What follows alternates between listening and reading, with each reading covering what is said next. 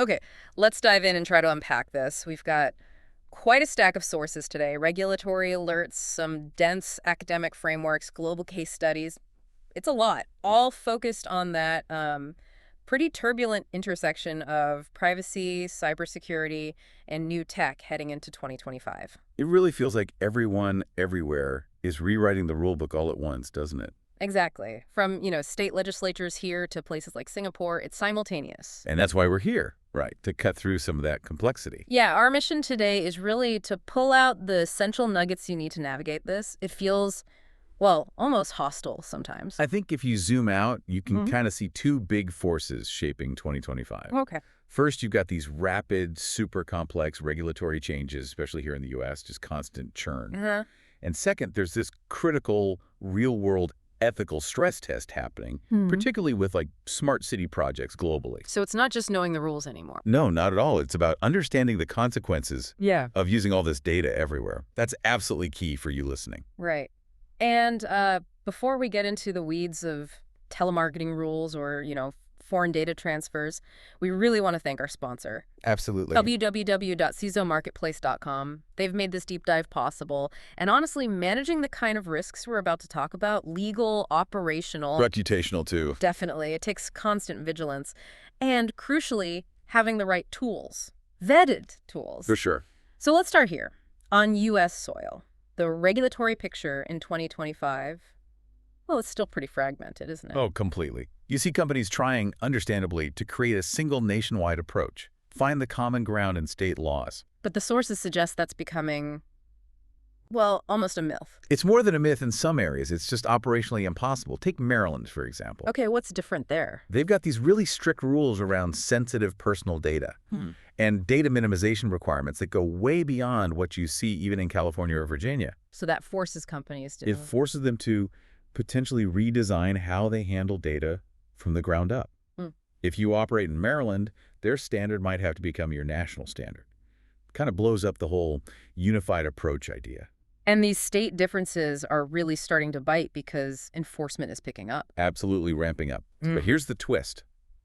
It's not the old-style multi-state investigations focusing on general consumer protection. No. No. Now attorneys general are targeting those unique aspects of their own state's privacy law. They're getting specific.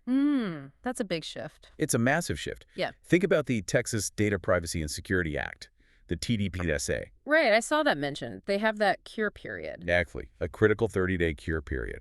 If the Texas AG sends you a notice of violation, you get 30 days to fix it before facing penalties. Okay, that sounds helpful, like a safety net for businesses. Well, yes and no. The sources frame it more like a double-edged sword. If you don't have a really sharp, ready-to-go internal compliance team that can jump on that AG notice immediately and definitively fix the problem, Then 30 days isn't very long. it becomes a pressure cooker. You need rapid response, clear proof you fixed it. You can't afford to drag your feet or, worse, misunderstand what they're asking for. Makes sense. Okay, shifting from states up to the federal level, the FTC, what's happening there? Sources anticipate a bit of a change with the new proposed chair, Andrew Ferguson. Yeah, the expectation's a pivot, moving back towards more case-by-case enforcement. Away from the big, broad rulemaking efforts we saw previously. Exactly. You remember that huge advance notice of proposed rulemaking, the NPR on commercial surveillance? Vaguely, yeah. It was pretty ambitious. Very. It targeted basically the whole ad tech ecosystem tracking, targeting algorithms. Ferguson's been openly critical of that kind of broad approach. Saying it stretches the FTC's authority too far. Sort of, yeah. Cautioning against overreach. So the thinking is they'll focus more on specific unfair and deceptive practices through enforcement actions. So does that mean privacy becomes less of a priority overall, if they're not making sweeping rules? Oh, definitely not. It just changes the approach. The burden of proof shifts, maybe. They'll likely pursue high-impact cases, but maybe not try to dictate entirely new data models for whole industries. Okay. And critically, children's privacy, that remains a huge priority, no matter who's in charge. The work revising COPIA is still very much ongoing and necessary. Got it. We should also flag some other federal rules causing immediate headaches right now. The new TCPA rules, Telephone Consumer Protection Act. Oh, absolutely. Coming online in early 2025, these are already generating major litigation risk, especially for anyone in lead generation. What are the key changes there?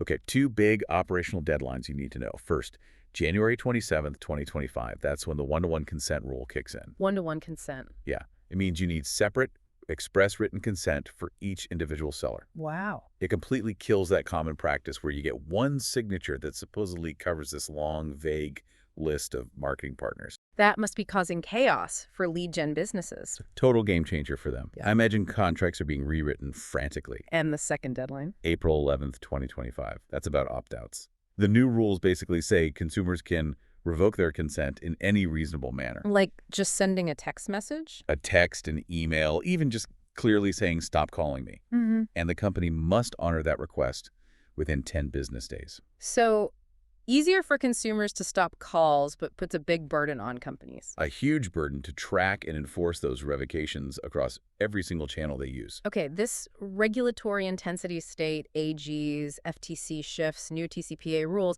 it really underscores the need for super robust data governance, doesn't it? And serious due diligence. Exactly. This is the kind of high-stakes operational risk that keeps CISOs up at night. Which brings us back to our sponsor, www.CISOmarketplace.com. Thanks again for their support in tackling these complex issues. Indeed. All right, let's zoom in on sensitive data, starting with biometrics. We all know about Illinois' BPA and the wave of class actions it spawned. For years now, yeah. But the sources are clear. This isn't just an Illinois issue anymore, right? It's setting a national trend. Absolutely. You've got other states stepping up with strict biometric laws. Texas has its Capture or Use of Biometric Identifier Act. Washington has its Biometric Privacy Protection Act. And Washington also has the My Health, My Data Act, which touches on this too. Right. And this matters because biometrics are just everywhere now. Facial recognition for building access, fingerprint scans, maybe even health monitoring tech. So for any business touching that data, what are the absolute must-dos? It really boils down to 3 core compliance pillars you have to nail. First, getting proper, explicit consent. Second, crystal clear notice. What are you collecting? Why? Where is it stored? And third, strict data retention. Often that means deleting the data quickly once the reason you collected it is over. No keeping it indefinitely. Okay, now let's add another layer.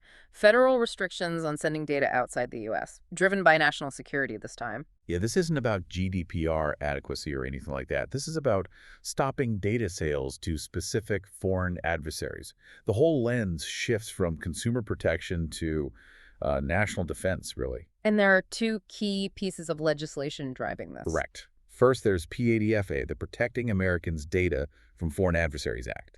The FTC enforces this one. And it's already in effect. Yep, since June 2024. It specifically forbids data brokers from selling personally identifiable sensitive data to certain countries: China, North Korea, Russia, Iran. Okay. And entities controlled by them too. Yes, and that control by definition is crucial. What's the threshold? 20% or more ownership by a person or entity based in one of those adversary countries. Wow, 20% isn't very high. No. Yeah. It means companies can't just look at their immediate buyer. They need to do some pretty deep due diligence into the ownership structure behind that buyer.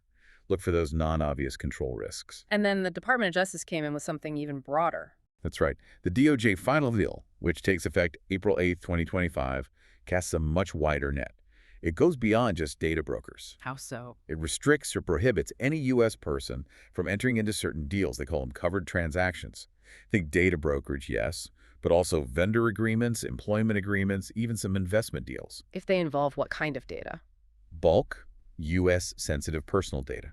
We're talking large amounts of precise geolocation, biometrics, health data, financial info. And transferring that to the same countries of concern. Exactly. The signal from the U.S. government is crystal clear.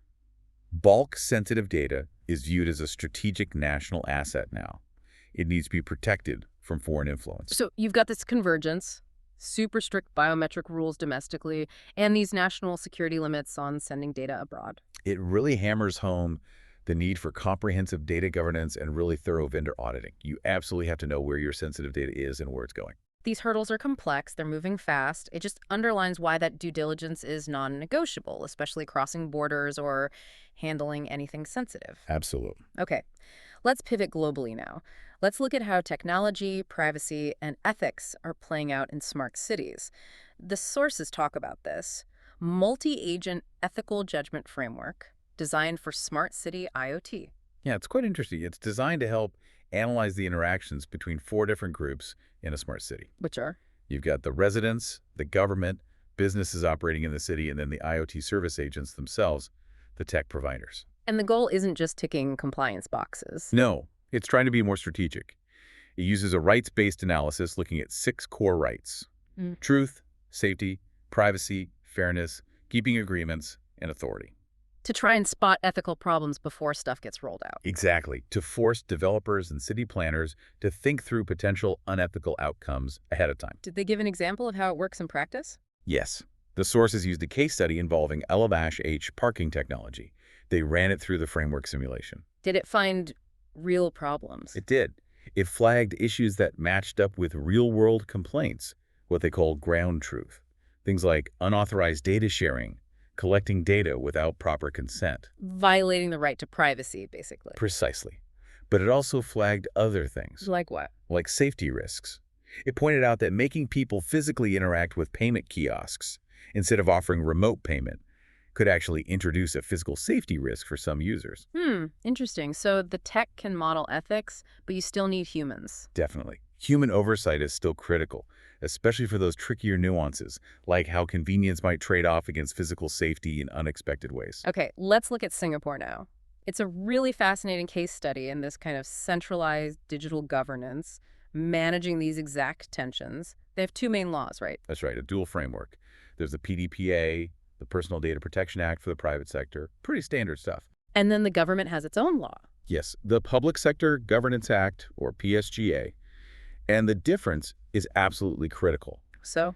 The PSGA allows government agencies to share data extensively between themselves without needing individual consent, without even needing to tell the person their data is being shared. Wow. That sounds efficient, I guess. Extremely efficient. But it's also the source of major concerns highlighted in our sources. Concerns about potential surveillance and what they call inappropriate use by legitimate actors. Meaning the government agencies themselves using data in ways citizens never expected or agreed to. Exactly. Even if it's technically legal under the PSGA. And we saw this tension really starkly during COVID with things like the TraceTogether app, didn't we? Vividly. The initial promise was so clear. The data was purely for contact tracing. Period. That was the quote. But when public safety allows that kind of mass data collection and sharing without explicit consent, It fundamentally challenges people's expectations of privacy. It blurs that line between effective public service and, frankly, institutional surveillance. which leads to how people there perceive privacy. The sources mentioned something about that.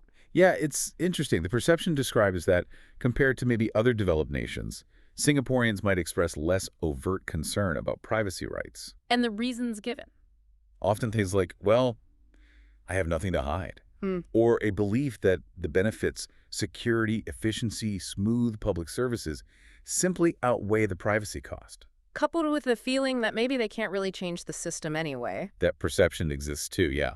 That it's a trade-off they accept, partly because influencing policy feels difficult.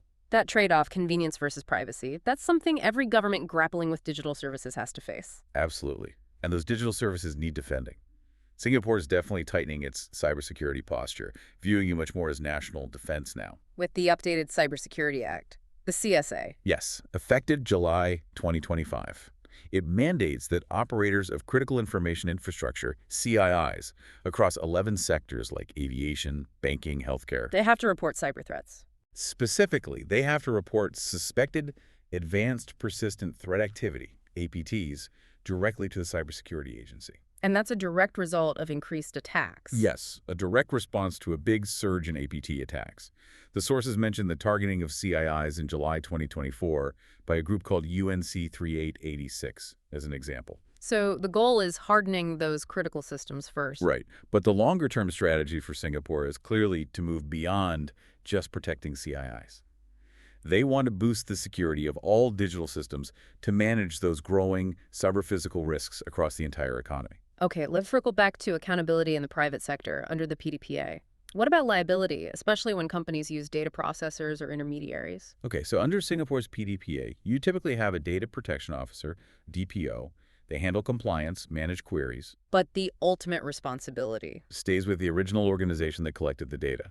They retain all the obligations and liabilities, even if they outsource the processing. So they need strong contracts with their vendors. Absolutely critical. The organization must impose specific data protection obligations on their data intermediaries through clear written contracts.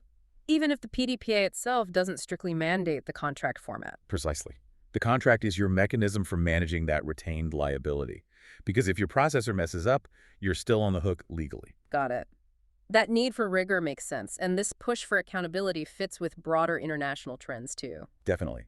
Singapore just elevated its Local Data Protection Trust Mark, the DPTM, to become a new Singapore Standard SS 714.2025. Aiming for global benchmark. Exactly, putting their local practices on par internationally. And you see similar moves regionally, like diplomatic work mapping ICN's model contractual clauses against China's SCCs, trying to ease that cross-border compliance burden for businesses operating across Asia. Which, again, for any enterprise facing these shifting global standards and complex liability chains. Having access to vetted compliance solutions is just crucial. Which is why we thank our sponsor, www.cisomarketplace.com, once more for supporting this discussion. Absolutely. Okay, so let's try to pull this all together. What's the big picture narrative for 2025 based on everything we've discussed? Wow. In the U.S., it seems marked by just heightened regulatory complexity, state fragmentation, new federal rules on consent, on foreign data transfers. Definitely. And globally, you see the huge promise of things like smart cities constantly bumping up against fundamental rights like privacy, especially when governments themselves are doing extensive data sharing. So the core challenge that cuts across all of this. I think it really comes down to thinking critically about the secondary use of data. That's the thread connecting everything. Meaning, what happens to the data after its initial purpose? Exactly. Whether it's biometrics collected for access control being reused later, or location tracking for a pandemic, or aggregated health data. Regulators, developers, everyone needs to grapple with the potential for that data to be correlated, reused, maybe in ways never intended. Long after the original reason is gone. Right. Trust, as all the sources suggest implicitly or explicitly, really is the currency here. And you only build that trust through solid security, clear accountability like those contracts we discussed, and real operational transparency. Which leaves us with one final thought for you, our listener, to consider. In crises, governments often gain extraordinary powers, right? Temporary powers, like that location tracking for stay-home notices during COVID. Yeah, often very effective in the short term. But highly intrusive. The question for you as an informed citizen, as a leader, is this. How do we make sure those effective emergency measures have real automatic sunset triggers, mechanisms to ensure they actually end when the crisis ends? So they don't just quietly become the new normal of permanent widespread surveillance. Exactly. How do we build in those off-ramps from the start? Something to think about long after this deep dive is over.